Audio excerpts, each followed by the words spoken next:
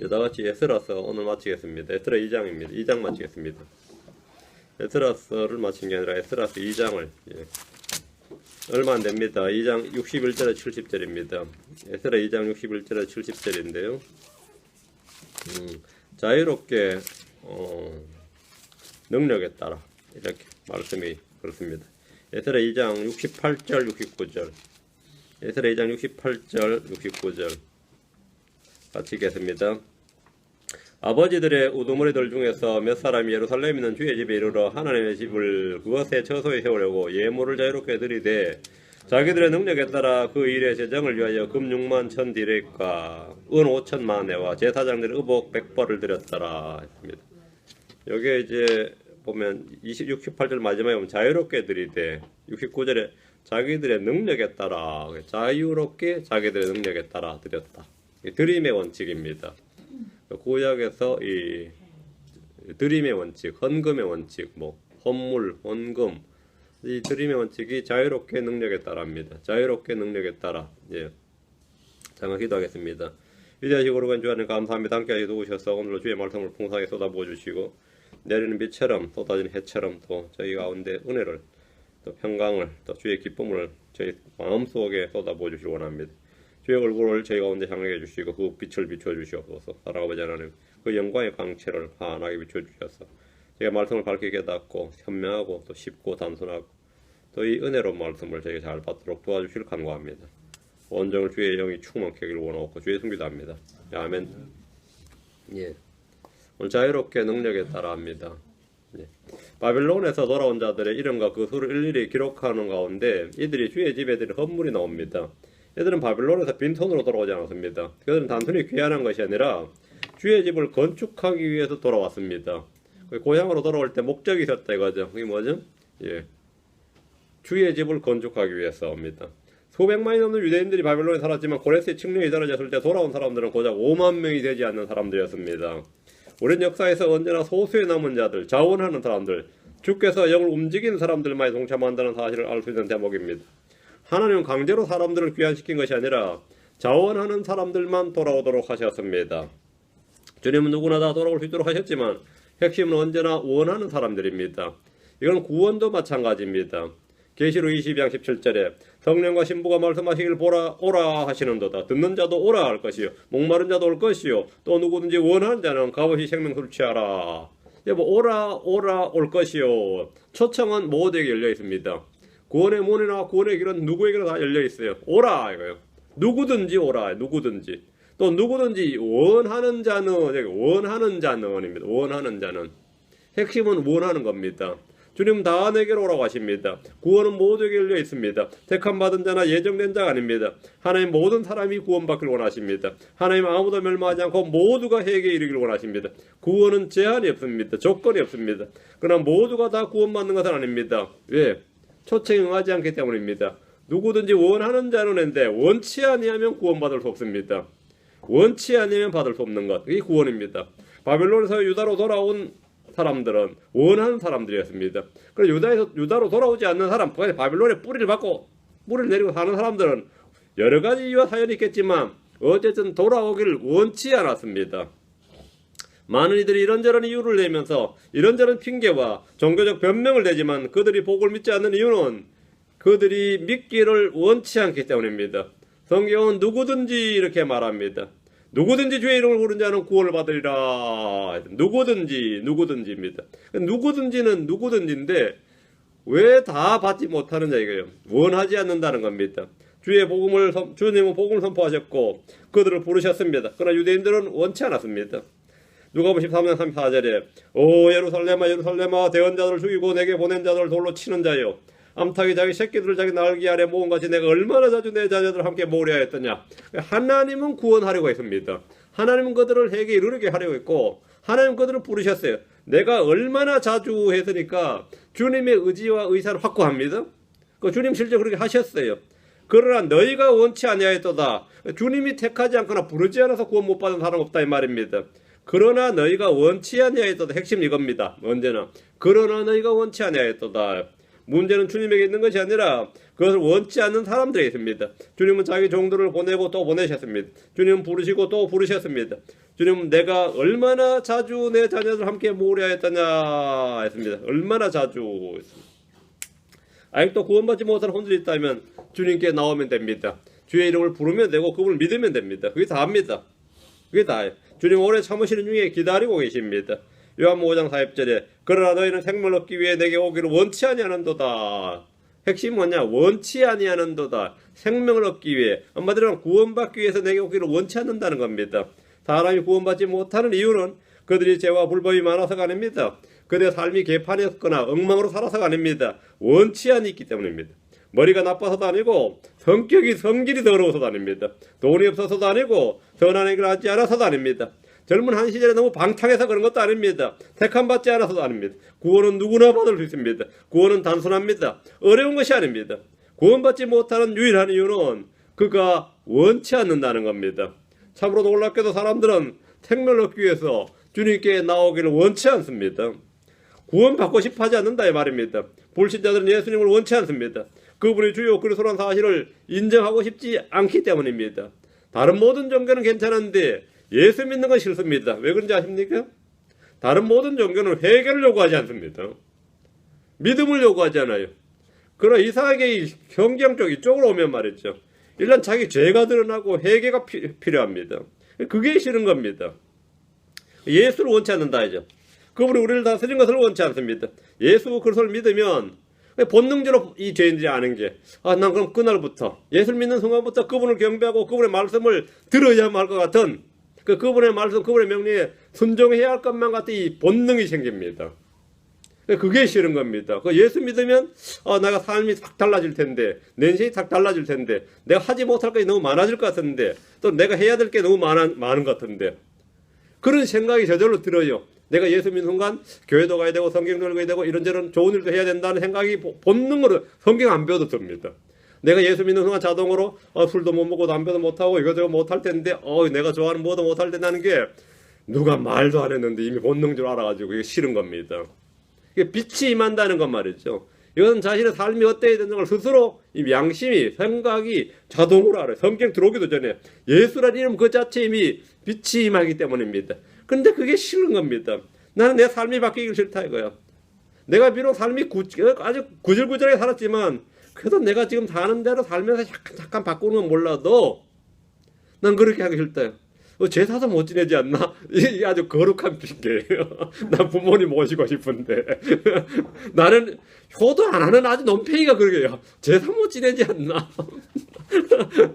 본능적으로 그러면서 이 종교적 핑계를 딱 대는 거야. 예수 못 믿는 이유. 내 집에 장남인데 그리고 제사는 모셔야 되는데 이런 생각을 하는 겁니다. 안 해요. 그래서 예수를 안 믿습니다. 주님이 우리를 다스리고 내 삶을 다스리고 내 자신을 지배하는 것, 통치하는 걸 원치 않는다 이거예요. 내가 내 자신의 삶의 주체가 되고 싶지. 그래서 주님은 그냥 참고사항이 돼야지 주님이 나의 주체가 되는 걸 원치 않는다 이 말입니다. 본능입니다. 그분이 우리를 다스리는 걸 원치 않습니다. 예수를 믿으면 그분을 경배하고 그분만 경배해야 된다는 생각이 팍 드는데 그건 원치 않습니다.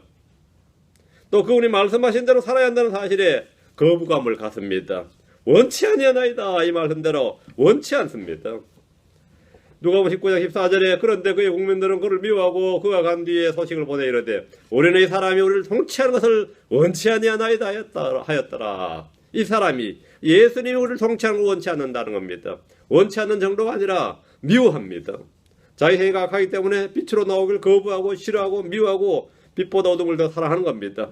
유다로 돌아온 사람들은 성전 건축을 위해 힘을 모았고 그들의 재물을 드렸습니다. 그러나 바빌론에 남은 사람들은 마음은 어땠는지 몰라도 돌아오기를 원치 않았습니다. 이들은 바빌론의 삶을 청산하고 예루살렘으로 돌아와 죽게 헌신을 했습니다. 이들이 드리는 원칙은 신약 성도들의 모델이 됩니다. 이들은 율법에 따라 드린 것이 아니라 놀랍게도 신약적 원칙에 따라서 드렸습니다. 신약적 원칙에 따라 드렸다 이거죠. 자유롭게 능력에 따라 드린 겁니다. 이것이 신약 성도들이 드리는 헌금의 원리입니다. 이것이 섬김의 원리입니다. 구약 성경 우리에게 배움과 홍교로서 주어지는 본보기들이 많이 있습니다. 자, 본문을 보겠습니다. 61절입니다. 에스라 2장 61절. 제사장들의 자손 중에서 하바야 자손과 고스 자손과 바르실레 자손이 있었는데 이 바르실레는 길라 사람 바르실레의 딸들 중에서 한 사람을 아내로 취해 그들의 이름으로 불렀더라. 바르실레 약 5만 명의 귀한 자 중에 10분의 1 정도가 제사장들입니다. 그들 중에 하비야 자손과 고스 자손과 바르실레 자손이 있었습니다. 이스라엘 주민들 중에서 핵심이 제사장들입니다. 이들이 인구의 10%를 차지했다는 것은 이후에 이들의 삶이 율법의 가르침과 통치를 받을 수 있는 충분한 인적 자원이 확보된 겁니다. 제사장이 없는 이 왕국, 돌아온 이 귀한 자들이 아니었다 이거죠. 이들과 얻는 제사장이 엄청 많았다는 겁니다. 특별히 성경은 바르실레 자손에 대해서 따로 언급하고 있습니다. 바르실레는 길르앗 사람으로 다윗의 아들의 반역으로 왕국을 떠나 피난할 때 왕을 안내해서 요르단을 건너게 하려고 로글림에서 내려와서 왕과 함께 요르단을 건넜던 사람입니다. 바르실레는 80세에 늙은 나이에 다윗을 위해 헌신했습니다. 그는 아주 부자였고 강력한 자였는데 그 다윗이 피난할 때 그 다윗과 그 식솔들 있죠. 그 다윗과 함께 왕이 한번 움직이면 얼마나 많이 움직여요. 그 식솔들의 그 먹을 것과 입을 걸 다 된 사람이에요. 이 바르실레가 자기 재산을 그냥 풀어서 된 사람입니다. 반역한 아들을 피해서 피난민이 되어버린 다윗에게 마하나임에서 양식을 제공했습니다. 가장 어려운 때 그 사람을 지지하고 돕는 사람이 진정한 친구입니다. 보통 이 재물이 많은 사람, 권력 있는 사람들은 이 대세가 움직일 때는 말이죠. 정권이 바뀐다든가 이 대권이 움직일 때는 자신을 지키기 위해서나 가문을 보존하기 위해서라도 눈치를 봅니다. 내가 지금 압살롬의 편에 서야 되는지 다윗의 편에 서야 되는지를 아주 평민들은 몰라도 말이죠. 아주 자신이 뭐가 있는 사람들은 전부 다 이게 아주 보통 문제가 아닙니다.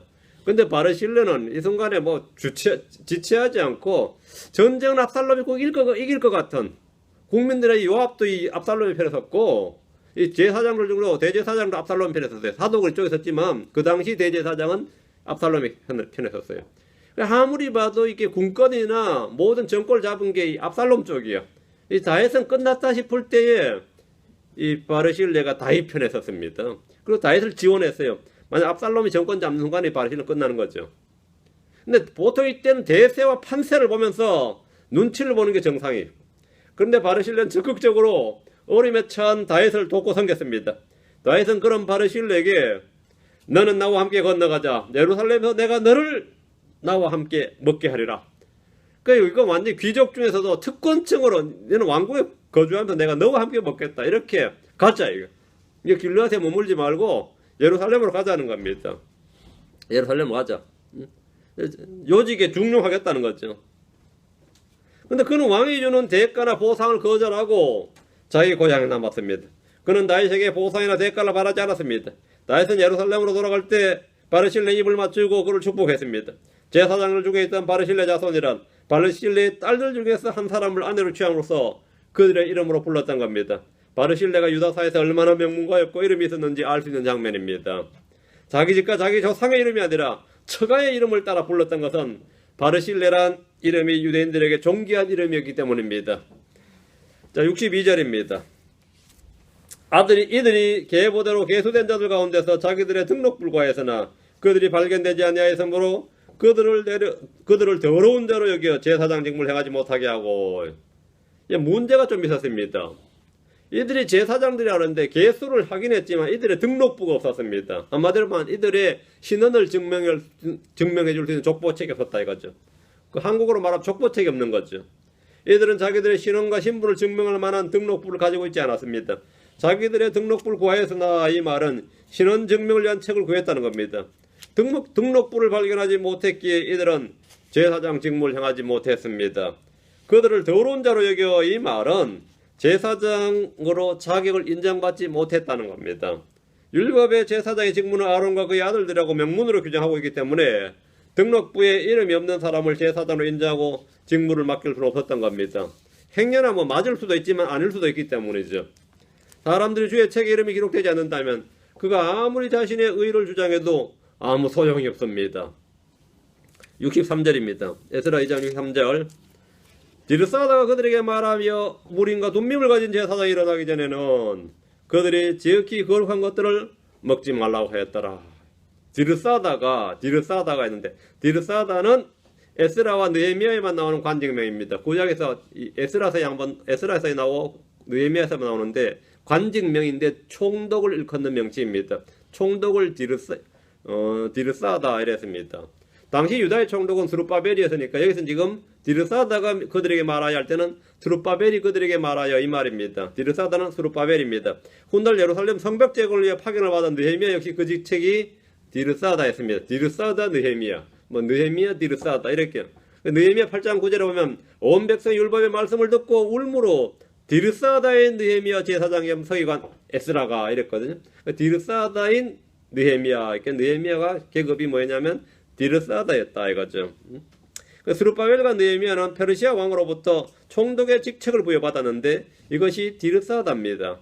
디르사다는 등록부에 이름이 없는 제사장들의 직무를 금지하고 그들에 관하여 말하기를 우림과 둠밈을 가진 제사장이 일어나기 전에는 그들이 지극히 거룩한 것들을 먹지 말라.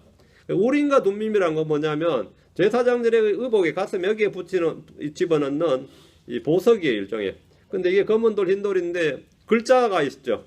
그래서 주의 뜻을 구하면 지성서 앞에서 이 글자에 빛이 났습니다. 그래가지고 그 빛이 나서 그걸로 이제 하나님 뜻을 아는 겁니다. 요즘 치면 뭐죠? 그 매직이죠. 마술이라 그러겠죠. 근데 구약에서는 실제 그 돌이 있었습니다. 실제로. 그래서 지금은 이제 이스라엘에 누구도 그 돌을 갖고 있는 사람이 없어요. 디르사다는 이들의 제사장 직무를 정지해버린 겁니다. 이 제사장이 우림과 둠밈을 가진 제사장이 일어나서 하나님 뜻을 물어서 이들이 맞는지 아닌지를 판별을 해내야 되는 겁니다. 우림과 둠밈을 가지고. 그래서 그때까지 너희들은 지극히 거룩한 걸 먹지 말라. 제사장 직무 하지 말라. 직무정지죠. 우림과 둠밈은 대제사장의 판결의 흉패 안에 넣어서 주의 앞에 들어갈 때에 가슴 위에 두는 겁니다. 하나님 우림과 둠밈을 통해 자신의 뜻을 계시해 주셨습니다. 디르사다가 등록부에 이름이 없는 이들 제사장의 직무를 일시 정지한 후에 우림과 둠밈을 통해서 판결을 받겠다. 주의 뜻을 받겠다는 거죠. 사람이 판단할 수 없는 일에 대해서 하나님의 판단을 구하는 것은 가장 안전한 방법입니다.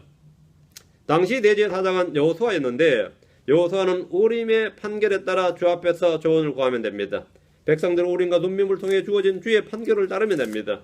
오늘날 우리에게는 우림과 둠밈은 주의 말씀인 성경입니다. 여러분은 여러분 마음속에, 여러분의 가슴속에 이 말씀을 담고 주께 조언을 구하면 말씀의 빛이 여러분을 인도합니다. 주님께서 말씀을 통해 주신 판단을 따르면 됩니다. 그것은 자기 생각에 따르는 것이나 양심의 판단이나 사람들의 조언보다 훨씬 더 안전합니다. 주의 조언과 판단을 구하는 방법은 끊임없이 배우고 훈련해 봐야 됩니다. 그래서 내 마음에 이 말씀을 통해서 성령의 인도를 받는 것, 성령의 조명을 받는 게 뭐냐, 이것을 계속해서 트라이를 해야 됩니다. 그래서 자신이 그것을 방법을 터득해야 돼요. 그래서 끊임없이 배우고 훈련하고 그것이 어떨 때는 자기 양심의 소리와 자기 생각과 성령의 음성을 구분 못해가지고 거꾸로 할 때도 있고 이런 걸 전부 다 하나씩 배워나가야 됩니다. 매사에 주의 말씀을 따른 그것이 바로 성령을 따른 겁니다. 여러분이 모두 다 제사장들입니다.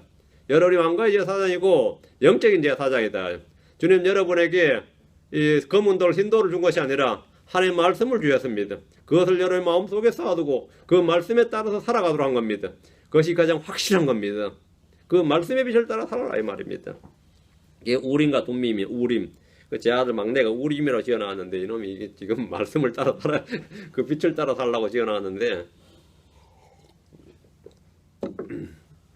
자꾸 자기 생각대로 살려고 그러네요. 조그만 게 벌써부터. 64절입니다. 64절. 전체 회중이 모두 42,360명이었으며 42,360명 회중이요. 이 바벨론에 돌아온 회중들의 수가 42,360명입니다. 이는 매우 적은 수입니다. 여기 LA 카운티에 있는 한인 수도 안 되죠. 이거는 이 정도면 그렇죠? 이게 지금 한 국가를 이루어야 되는데 이 수는 뭐 한 읍내밖에 안 된단 말이에요. 대부분의 유대인들이 바벨론에 그냥 눌러 앉았고 돌아오지 않았습니다. 거기에 집이 있고 땅이 있기 때문입니다. 바벨론은 당대 세계 최고의 문명 국가였고 강대한 나라였습니다. 오늘날로 말하면 변방의 어떤 국가가 아니라 미국과 같은 세계의 수도였고 중심부가 바벨론이었습니다. 70년 동안 살다 보니까 이것이 살만한 곳이다 말이죠. 여기는 다문화 다인종이고 아주 평등한 나라 같고 말이죠. 율법도 없고 저희가 오히려 더 살만한 곳이다. 예루살렘으로 돌아오면 숨 막힌다 이거야. 예루살렘으로 돌아오면 다시 신정 국가가 되는데 이거 숨 막히는 것이다.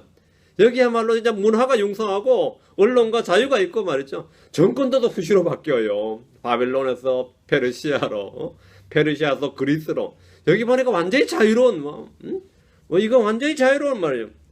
유대로 돌아오면 그런 거 없단 말이죠. 그러니까 여기에 이곳에 뿌리를 내리자 이거죠. 70년 동안 살아보니까 이곳이 오히려 훨씬 더 살만한 곳이다 이거야. 주님이 주신 약속의 땅과 거룩한 땅보다 바빌론이 더 좋았던 겁니다. 여기 이제 우리 애들도 이제 교육도 시켜야 되고 말이죠. 처음에는 포로로 잡혀왔지만 이제는 그 땅에 정착한 주민이 되어버렸습니다. 이제는 더 이상 포로가 아니라 여기가 뭐죠? 예, 시티즌이야 이제는. 이제는 여기 시티즌이단 말이죠. 미국이나 유럽에 사는 유대인들이 이스라엘 땅으로 돌아가지 않는 것처럼 대부분의 유대인들은 바빌론에 정착한 채 돌아가지 않았습니다. 성전 건축이나 예루살렘 성벽 재건과 같은 위대한 사역에 동참하는 것보다 그냥 살던 곳에서 평안히 살기를 원했습니다. 그러니까 히틀러 같은 사람이 바보 같은 짓 한 거죠. 그냥 유대인들 놔뒀으면 그 유대인들이 2차 세계대전 승리를 이끌 수 있는 사람들이었습니다. 그들이 얼마나 머리가 좋았고요 말이죠. 자기가 살던 소속 집단력이 강했던지 적극적으로 도왔으면 말이죠. 영국 엎었죠. 걔들 다 때려잡는 바람에 오히려 혼내봤던 거죠. 42,360명의 1차 귀환자들은 주께서 그 영을 움직인 사람들입니다. 하나님은 이들의 이름을 에스라서와 느헤미야 두 권의 성경에 기록해 주셨습니다. 성경 말하기를 히브리 6장 10절에 하나님은 불의하지 아니하사 자신의 이름을 위해 너희가 보여준 너희의 행위와 사랑의 수고고 너희가 성도들을 섬겨온 것과 또 섬기고 있는 것을 잊지 아니하시느니라 했습니다. 여러분의 어떤 섬김도 하나님은 다 기억하십니다. 하나님은 잊지 아니하신다. 배은망덕하지 않다 이 말입니다. 하나님은 다 기억합니다. 이들의 행위와 사랑의 수고는 결코 잊혀지지 않습니다. 주님은 돌아온 유대인들의 이름을 기록하시고 그 수를 성경에 다 기록해 주셨습니다. 우리가 저 하늘에서 우리의 모든 행위와 수고가 회개보고 된다는 사실을 기억하고 주님 앞에서 칭찬과 존귀와 영광으로 드러나기를 소망합니다. 하나님은 그 행위에 따라 보상해 주시는 분입니다. 65절입니다. 그 외에 그들의 남종과 여종들 중에서 거기에 7,337명이 있었고 그들 가운데 노래하는 남자 노래하는 여자 200명이 있었더라. 남종과 여종들이 7,337명이었고 그들 중에 노래하는 남자 노래하는 여자가 200명이었는데 이들을 모두 합치면 49,897명입니다. 5만 명 약간 덜 되는 겁니다. 하나님은 이들을 통해서 성전 재건을 이루셨습니다. 66절과 67절입니다. 그들의 말이 736마리요. 그들의 노새가 245마리. 그들의 낙타가 435마리. 나이가 6,720마리더라. 이랬는데 많아 보여요? 적게 보여요? 여러분 생각에 언뜻 딱 읽어보니까 말이 736마리, 말이 1000마리가 안 되죠. 바벨론에서 올 때 이들은 거기에 있던 재산들과 주변에서 물질로 도운 사람들의 헌물을 받아서 예루살렘으로 유다로 돌아왔어요. 에스라는 이들의 소유물까지 모두 기록했는데 당시 이들의 경제 규모가 이 정도입니다. 이들이 가졌던 경제 규모가 이 정도예요. 한 국가의 경제 규모로 보기에는 너무나 적습니다. 말이 736마리, 노새가 245마리, 낙타가 435마리, 나이가 6,720마리인데 이 정도는 우스 땅에 살던 욥 한 사람의 재산보다 훨씬 적습니다. 그 욥 한 사람의 재산이 이거보다 훨씬 많아요. 요즘 같은 말하죠. 한 개인의 재산이 한 국가의 재산을 능가하는 이런 불평등이 있을 수 있나 뭐 이런 거예요. 이렇게 부의 독점이 있을 수 있나. 욥 1장 3절에 보면 욥의 재산을 보면 또한 그의 재산은 양이 7,000마리요 낙타가 3,000마리요 소고 500개월이요 암나이가 500마리예요. 집안 사람들로 힘이 많았으므로 이 사람은 동쪽의 모든 사람 중에 가장 큰 자더라 했습니다. 포로에서 돌아온 유대인들 전체의 경제력은 부자 한 명의 개인 재산 수준도 미치지 못할 정도로 미약했습니다. 당시 욥의 재산이 오늘날 빌 게이츠와 같은 재산으로 행한다면 뭐 별로 이상할 일은 아닙니다. 이 미국의 빌 게이츠가 몇 년째 재산 순위를 지금 1위를 기록하고 있는데 그럼 이 왕족이나 이런 걸 빼고입니다. 기업가들 중에서요. 뭐 사우디 만수르라든가 이런 왕족들은 그는 재산에 포함 안 시킵니다. 걔들 조사 포함시키면 뭐 안 되고 그냥 기업가 중에 재산 순위 1위인데 요즘 한 750억 불 된다 그러죠. 800억 불 약간 덜 된다 그러고 뭐 주식이 왔다 갔다 하니까. 근데 그 정도가 이 국가 전체 재산 그 GDP로 치면 세계 국가들 중에서 한 40위권에 듭니다. 뭐 얼마 전 48위였다는데 지금 45위. 폴란드 전체 경제력이 이 빌 게이츠의 경제력보다 훨씬 적습니다. 폴란드란 나라의 그 GDP가 훨씬 적고, 돌아온 이스라엘의 경제력이 그 욥 한 사람의 경제력보다 훨씬 더 적었다. 이 정도라면 성전 재건은 누가 봐도 좀 무리죠. 그 솔로몬 성전 건축할 때 석공들, 목공들의 수가 이 전체 수보다 많아요. 지금 돌아온 사람 전체 수보다. 그런데 이 사람들의 인력을 무보수 노동으로, 무보수로 열정페이를 하고 무보수 노동력으로 노동을 하고, 다음에는 가진 재산을 다 투입하는 거예요. 가져올 때 가진 재산을 다 투입해도 이 성전 재건은 좀 어려워 보입니다. 그러나 이들은 5만 명이 안 되는 인력과 이 정도의 경제력으로 주의 성전 건축을 시작했어요. 시작했습니다. 그 주님의 일은, 주의 일은 사람의 수나 돈으로 되는 것이 아니라 믿음으로 한다는 걸 보여준 겁니다. 68절. 아버지들의 우두머리들 중에서 몇 사람이 예루살렘에 있는 주의 집에 이르러, 주의 집에 이르러 했는데 이 주의 집 불타 없어졌어요. 하나님의 집을 그것의 처소에 세우려고, 본래 있던 그 장소에만 세우려고 예물을 자유롭게 드리되, 여기다가 언더라인, 자유롭게 드리되. 우두머리들 중에서 몇 사람이 예루살렘에 있는 주의 집에 이르렀습니다. 70년 전에 불타버린 성전을 말합니다. 솔로몬 때 세워졌던 성전은 바벨론 침공으로 완전히 불타고 무너져 버렸습니다. 그들은 주의 율법을 버리고 성전을 신뢰했습니다. 이 성전이 예루살렘에 있는 한 안전하다, 누구도 칠 수 없다, 뭐 이런 생각했던 거죠. 성전이 중요한 게 아닌데 이 성전을 믿었어요. 성전을. 그들은 성전보다 크신 주님을 신뢰하지 않고 주님보다 성전을 더 신뢰했습니다. 성전 자체를 신성하게 여기고 신뢰하다가 성전을 잃어버렸습니다. 이제 돌아온 유대인들은 주의 집에 이르러 하나님의 집을 그것의 처소에 세우려고 예물을 드렸습니다. 성전 재건을 위한 이 재정을 모은 겁니다. 하나님께서 하늘에서 만나를 내리듯이 금은보화를 내려주신 것이 아닙니다. 오늘날 교회 건물을 짓기 위해서 하늘에서 돈이 떨어지길 기도하는 많은 목사들이 있지만 하늘에서 비와 눈이 내리고 우박이 내리고 번개가 떨어지고 심지어 불이 떨어지는 일이 있어도 돈이 떨어지는 일은 없습니다. 뭐 돈이 떨어졌던 교회가 물이 있긴 있더라고요. 뭐 다이아몬드가 떨어졌다든가 뭐가 좀 가까운 데 있어요. 가까운데 뭐 성전 건축하는 뭐 교회 건축하는데 뭐 다이아몬드 몇 개 떨어졌다는데 그거 맞아요? 그거 떨어지면 그 경매 내놓으면 말이죠. 하늘에 떨어진 다이아몬드라 그러면 그거 뭐 헌금할 필요도 없습니다. 그걸로 뭐 다 해결됩니다. 근데 그걸 나눠 가졌다는데 난 그것도 놀랐어요. 성도 몇 명이 나눠 가졌다는 거야. 이야, 그 머리 터질 일이지. 그냥 다이아몬드도 아니고 하늘에 떨어진 다이아몬드 나눠 가지다니. 그래서 그 사람이 나눠 가진 사람이 그걸 가져다니면서 남들한테 보여주면서 니 안 믿지 막 그런다는데 당연히 안 믿지. 그걸 믿겠어요. 그러니까 그건 성경에 나오는 예가 아니에요. 성경에 나오는 게 성전 재건을 위해서 하나님께 필요한 재정은 자원 헌물로 합니다. 예물을 자유롭게 드리되 이거예요. 이거로.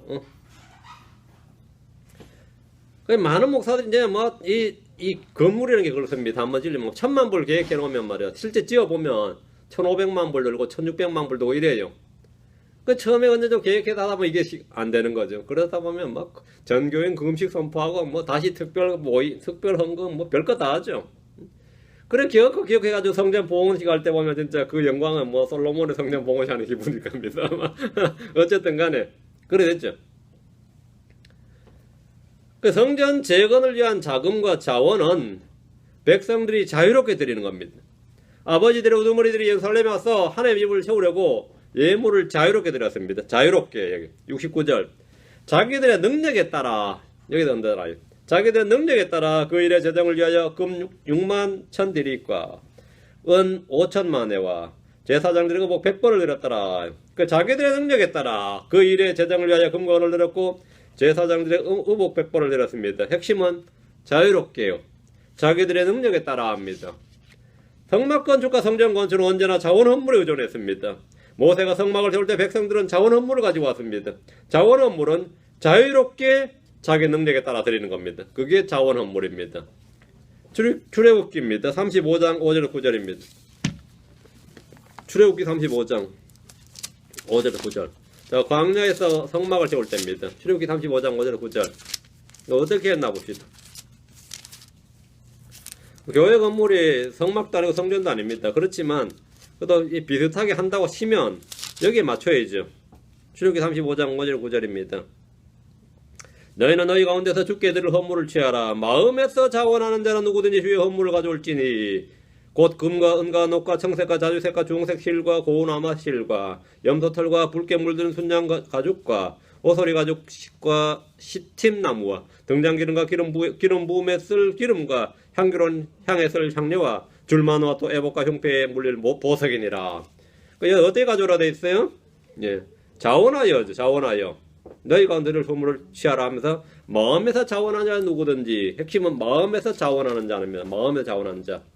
성막 재건을 할 때 모든 것이, 성막을 건축할 때 모든 것이 다 백성들이 가져온 자원 헌물이었습니다. 21절 22절 21절 22절 마음의 감동을 받은 모든 자와 영으로 자원하게 된 모든 자가 오고 그들이 회중의 성막 작업과 그분을 섬기기 위한 모든 것과 거룩한 의복들에 서도록 주의 헌물을 가져왔으니 곧 자원하는 마음을 가진 남자와 여자들이 다 오고 그들이 팔찌와 귀고리와 반지와 납작한 보석과 온갖 금봇을 가져왔더라. 헌물을 드린 모든 사람이 주께 금으로 헌물을 드리니라. 여기도 핵심이 뭐죠? 마음의 감동을 받은 모든 자, 영으로 자원하게 된 모든 자 하면 감동 자원이죠. 성막을 짓는 데 필요한 모든 걸 가져온 이들이 누구냐 이거죠. 모세가 지파별로 할당한 게 아닙니다. 가문마다 할당한 게 아니에요. 마이너스 통장 그렇게 한 거 아니다 이 말입니다. 약정 헌금 쓰기 한 게 아니에요. 자원해서입니다. 마음의 감동을 받은 사람 모든 자, 영으로 자원하게 된 모든 자입니다. 뭔가를 드리는 것도 은혜입니다. 섬김도 은혜예요. 여러분이 누군가에게 주는 것, 섬기는 것으로 또 돕는 것, 나누는 것은 분명히 은혜입니다. 여러분이 자원하는 마음이나 영으로 감동을 받아 마음이 움직이는 거예요. 너그러운 마음과 자원하는 마음은 마음의 감동을 받아야 가능합니다. 탐욕에 찌든 사람들은 드려도 인색함으로 마지 못해 합니다. 자원 업무는 율법에 따라 정해진 대로 드린 것이 아니라 자기 의지대로, 자기 자유의지로 능력에 따라 자기가 원하는 대로 자기가 정해서 드리는 겁니다. 그러니까 자기 의지대로 드리는 것이다 이 말입니다. 레위기 1장 3절입니다. 레위기 1장 3절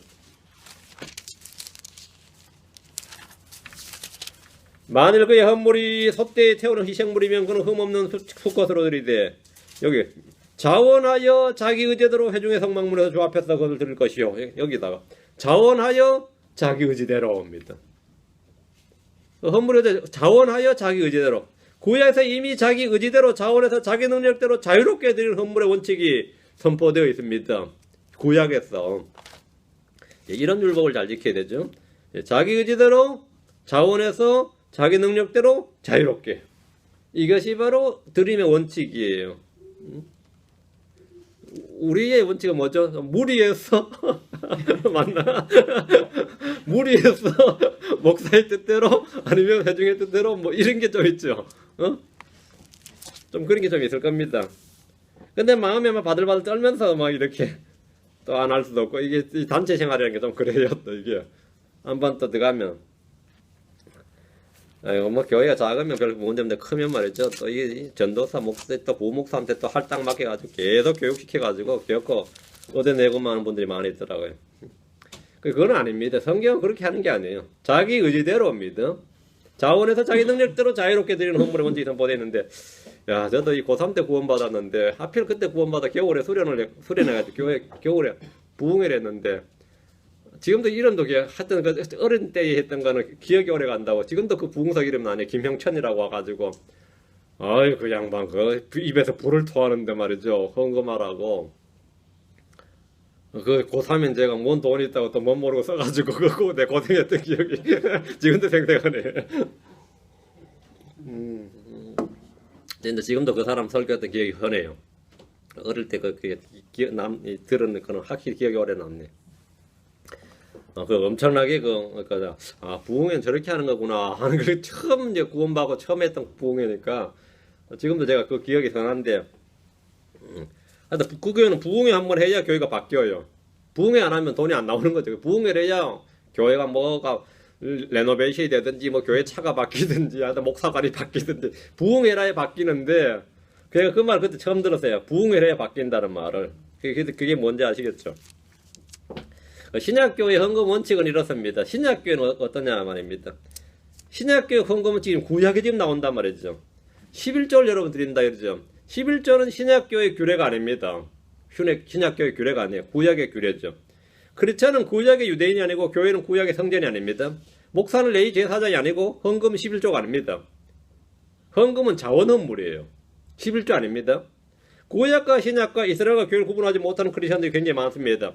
신약 성도에게 육체의 할례가 필요 없듯이 11조는 사실 신약교회에 해당 사항이 없습니다.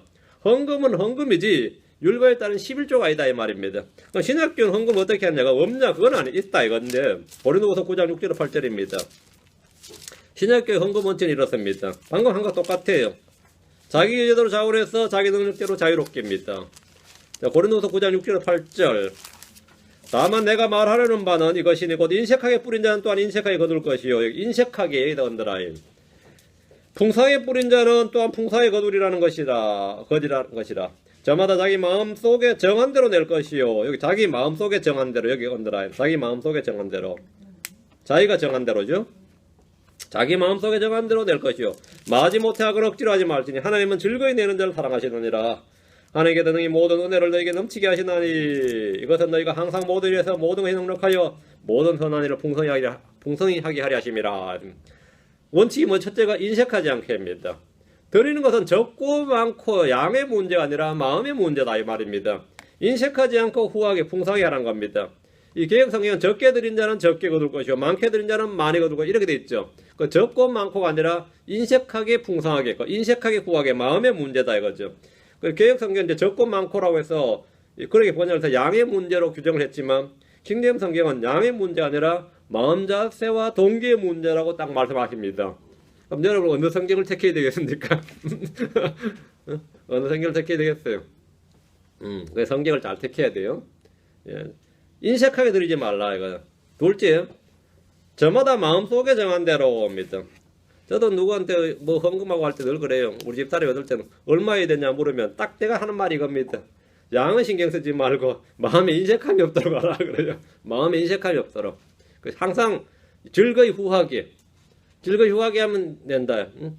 그게 제일 좋은 원칙입니다. 그 얼마를 드려야 될까 이렇게 하면 그 인색함이 있으면 안 된다 이거요. 둘째는 저마다 마음속에 정한 대로 여러분이 부조를 하더라도 마찬가지예요. 부조를 하더라도 인색함이 아니라 후하게. 저마다 마음속에 정한 대로 9장 7절에 나옵니다. 율법에 정한 대로 아닙니다. 교회가 정해준 대로가 아니에요. 각자 저마다 자기 마음속에 정한 대로 합니다. 자유롭게 드리라는 겁니다. 성경 마지못해 하거나 억지로 하지 말지니 이랬습니다. 마지못해 억지로 하지 말라요. 자원 업무는 자기 의지대로 자유롭게 자기가 정한 대로 드린 것입니다. 하나님 즐거이 내는 자를 사랑하시느니라. 셋째는 뭐냐? 8장 12절 오른쪽으로 한 페이지 넘깁니다.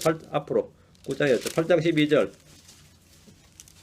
가지고 있는 것 중에서 드리라. 자 8장 12절 먼저 자원하는 마음만 있으면 사람이 가진 것에 따라 주께서 그것을 받으실 것이요.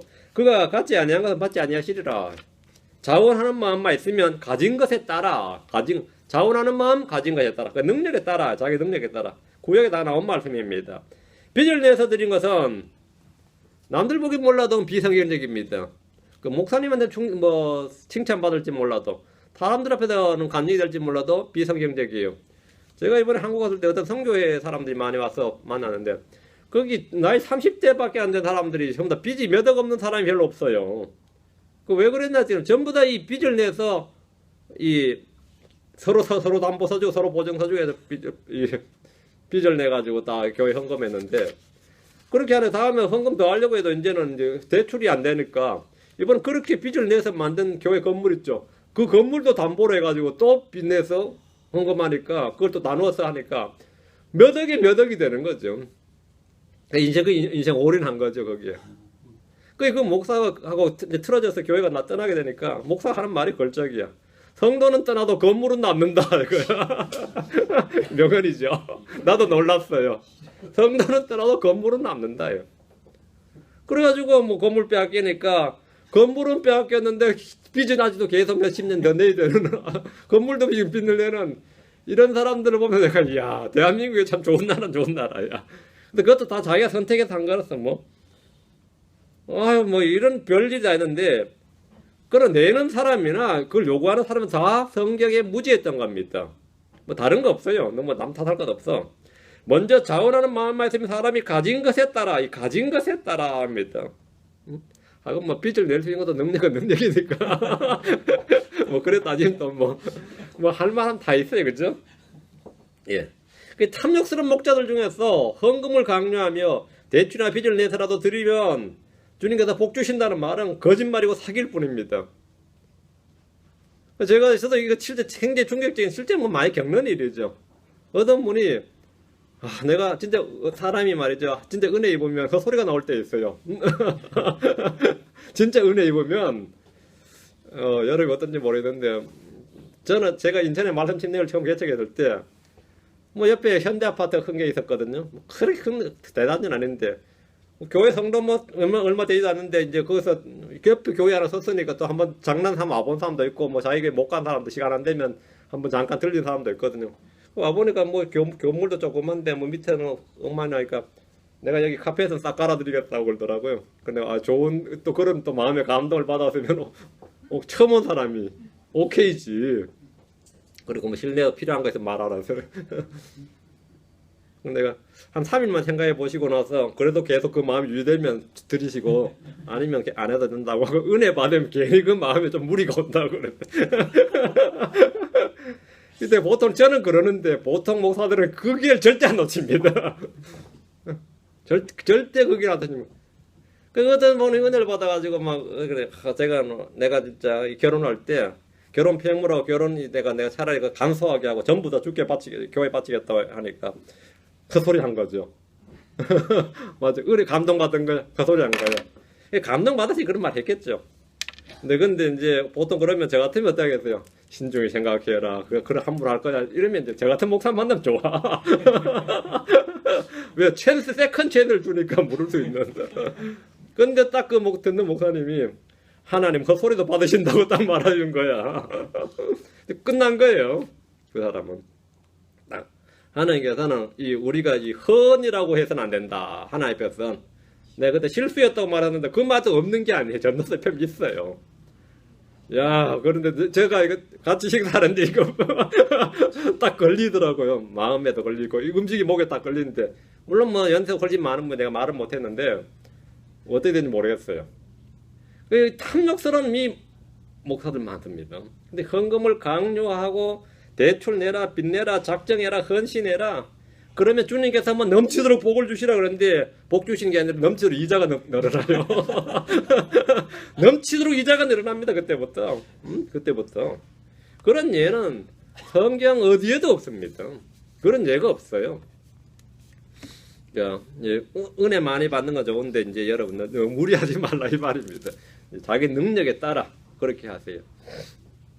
넷째, 주님께서 자기를 형통하게 하게 하신 대로. 고린도전서 16장 2절입니다. 고린도전서 16장 2절. 주의 첫날에 너희 각 사람이 하나님께 자기를 형통하게 하신 대로 자기 곁에 모아 두어 내가 갈 때 모은 일이 없게 하라. 여기 보면 너희 각 사람이니까 모든 사람 다예요. 하나님께서 자기를 형통하게 하신 대로. 이게 핵심입니다. 자기에게 뭐한 대로? 형통하게 하신 대로 모아둬. 하나님께서 형통하게 안 하셨으면 어떻게 되죠? 요즘 내가 너무 어려워 빈피해요. 그럼 못하는 거죠 어떻게. 형통하게 하신 대로. 성경 우리가 어떻게 드려야 되는지 상세하게 기록해 두고 있습니다. 주님이 복 주신 대로 형통하게 하신 대로 드리면 됩니다. 불의의 소득이나 더러운 이익을 헌금으로 드림으로 자신의 죄나 더러움을 씻음받거나 양심의 위안을 삼지 않도록 해야 됩니다. 일부를 교회 헌금했다면서 자신의 탐욕을 가리는 애들도 있습니다. 그렇게 많이 벌어서 내가 헌금도 하고 성경 헌금도 하고. 이 말은 물론 굉장히 좋은 말 같지만 사실은 자신의 죄를 가린 거죠. 아무리 많은 헌금이라도 그것은 누구의 죄도 씻어주지 않습니다. 면죄부란 없다 이 말입니다. 그건 없어요. 성도들이 내는 헌금은 하나님께 드려진 성도들 공동 소유입니다.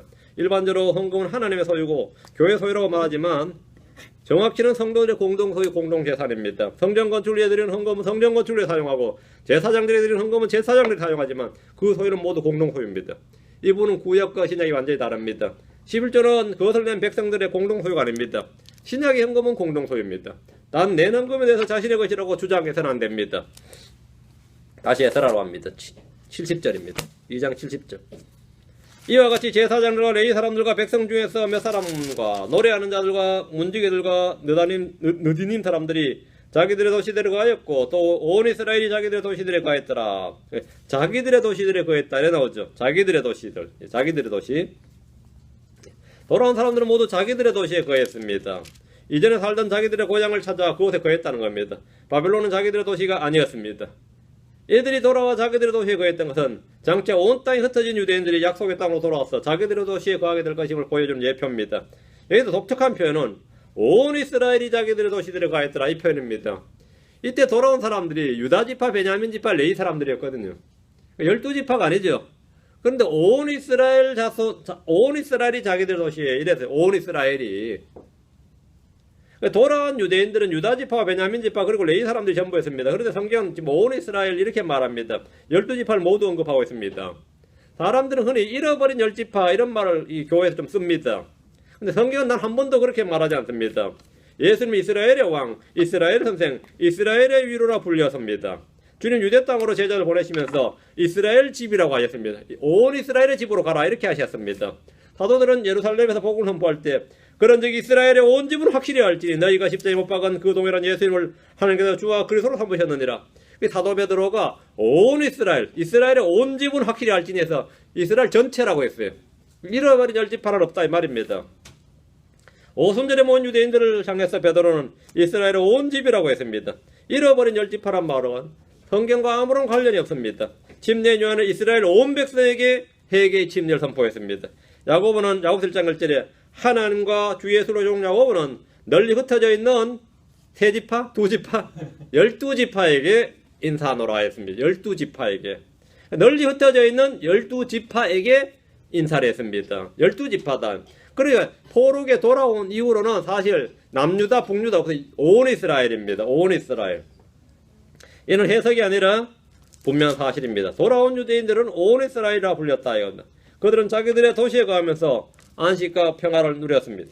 더 이상 포로됨도 없고 전쟁도 없고 역병이나 기근이나 재앙이 없는 그런 세상이 이제 온 이스라엘 누릴 장차 하늘의 왕국입니다. 우리는 이 땅 어떤 도시, 어떤 지역을 원치 않습니다. 크리스천들이 이런 땅이 없습니다. 이런 약속의 땅이 없어요. 우리가 거할 도시는 저 하늘에 있습니다. 우리의 처소는 하늘에 있습니다. 우리가 거할 처소는 이 땅 어딘가 어느 지역 어느 나라가 아닙니다. 우리가 말하는 모든 것은 다 저 하늘에 있습니다. 자, 오늘 여기서 2장까지 하고 다음 시간에 이제 3장 하겠습니다. 3장부터 내용이 또 재미있어요. 내용이 좋습니다. 사람 이름 쫙 나오는 것도 아니고요. 다시 이제 에스라 10장에 가면 또 한번 이게 쫙 나오는데요.